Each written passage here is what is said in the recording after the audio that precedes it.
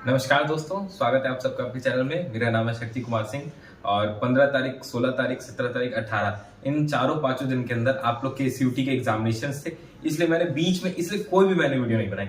अभी मैं paper discuss वाला मैं वीडियो बनाऊंगा, मतलब अभी तो पहले ये वाला एकदम करंट की न्यूज है, इसलिए इसके जस्ट बाद में एक पेपर डिस्कशन, क्योंकि टोटल 26 क्वेश्चंस आए थे जनरल टेस्ट में जीके और करंट अफेयर के, जिसमें से 19 questions up to 18 to 19 questions मेरी वीडियो से मैच हुए। मैंने बोला था कि जो मेरी वीडियो से स्टार्टिंग से एंड तक रहेगा, एक एक सेकंड देखेगा, मिस नहीं करेगा, तो उसका जाहिर सी बात है कि जीके जनरल टेस्ट वाला एग्जाम अच्छा जाएगा। और जिसमें से 3 बच्चे तीन स्टूडेंट्स जो मेरे साथ ऑफलाइन और ऑनलाइन दोनों तरीके से जुड़े, उन तीनों का बहुत अच्छा गया एग्जाम। उन लोगों ने एक ने तो एक लड़की, उसने 45 क्वेश्चंस अटेम्प्ट किए हैं, जिसमें से उसके 41 सही हो गए हैं।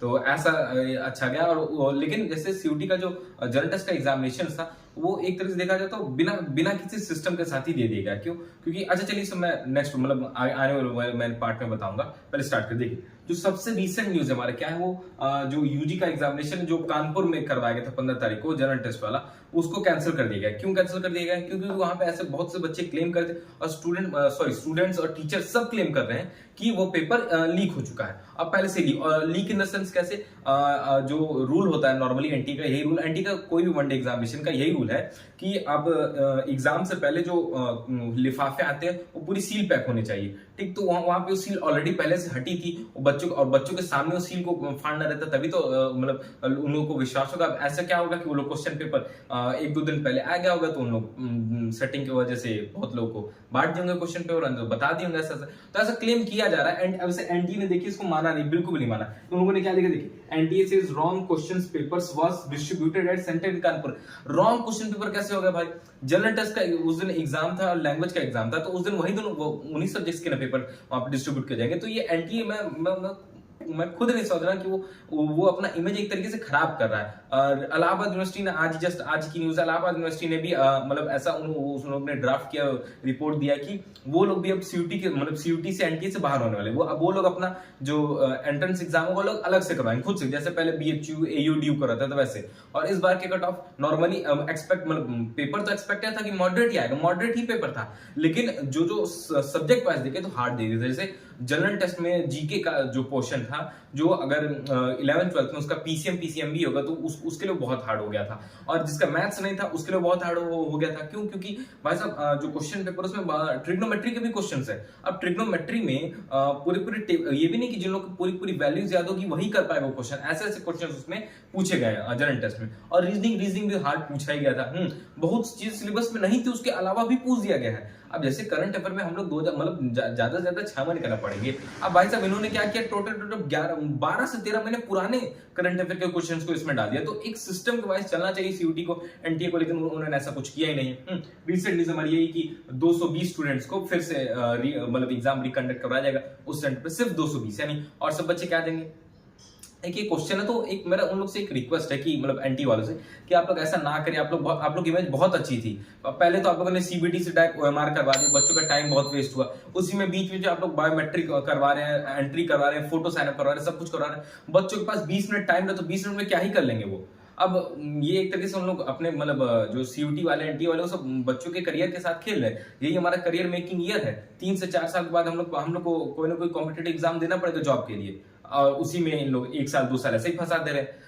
पेपर लीक, पेपर आउट, ये सब ऐसी न्यूज़ेस आ रही हैं। तो मेरा सीयूटी से दिल से एक रिक्वेस्ट है कि आप लोग ऐसा ना करें, और पेपर आप लोग अच्छे तरीके से कंडक्ट करवाएं। अगर रिकंडक्ट वाला है तो सिर्फ कुछ ही बच्चों को क्यों करवाना है, सबका करवाए, क्योंकि सबके साथ ऐसा हुआ। मेरा भी एक दोस्त है, उसका राजा तालाब में वो सेंटर था, वो उस दिन उसका बीएसटी का एग्जाम था। अब वो उस दिन गया तो उसमें ये था कि जो इंग्लिश मीडियम वालों को जिन लोगों को देना, उन लोगों को हिंदी मीडियम का पेपर मिल गया था, बायलिंगुअल बेसिस पे, और जो हिंदी वालों का था उन लोगों को इंग्लिश मीडियम का पेपर मिल गया था।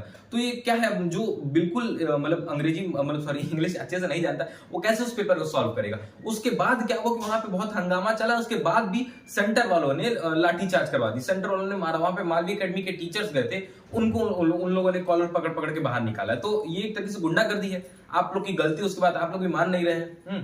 तो ऐसे मैं पूरा ये वीडियो में बस इतना ही। और जैसे अभी मैंने बताया था ना कि सीयूटी का जो सिलेबस है और सिस्टम वाइज नहीं था, उस पर हम लोग आते हैं।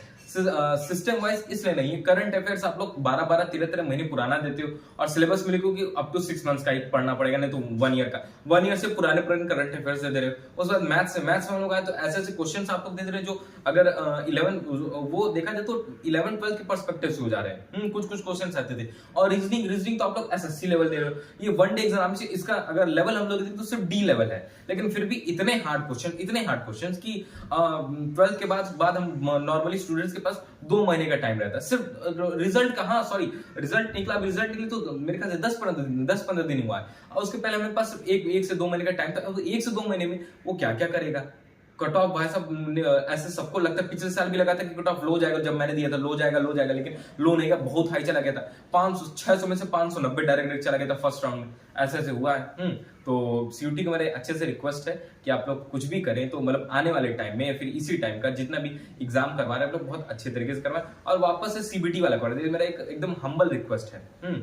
चलिए तो फिर इस वीडियो में हम लोग इतना ही खत्म करते हैं। और आने वाले सीयूटी के जितने भी रिसेंट न्यूज हो गए, जैसे पेपर लीक वाला हो गया, बहुत जगह से पेपर लीक हो गया और क्वेश्चन पेपर्स गलत बटे हैं, तो ऐसे रिलेटेड अगर उन लोग का रिकंडक्ट एग्जामिनेशन होगा फिर से तो मैं बताऊंगा। अभी सिर्फ कानपुर का हो रहा है एग्जामिनेशन रिकंडक्ट किया जाएगा, और दिल्ली और भी कब होगा, 29 मई को होगा। देखिए यहाँ पे लिखा है, अच्छा सॉरी इसमें नहीं लिखा है, 29 मई को होगा। फिर से सिटी सेंटर्स आएंगे, सिटी इंटीमेशन आएंगे, फिर से एडमिट कार्ड आएगा और फिर से आप लोग जाके कानपुर वालों को ई वाला एग्जाम देना, और दिल्ली वालों का भी 29 मई को ही होगा। तो बस इस वीडियो में इतना ही, मिलते हैं हम लोग हमारे नेक्स्ट वीडियो में। धन्यवाद।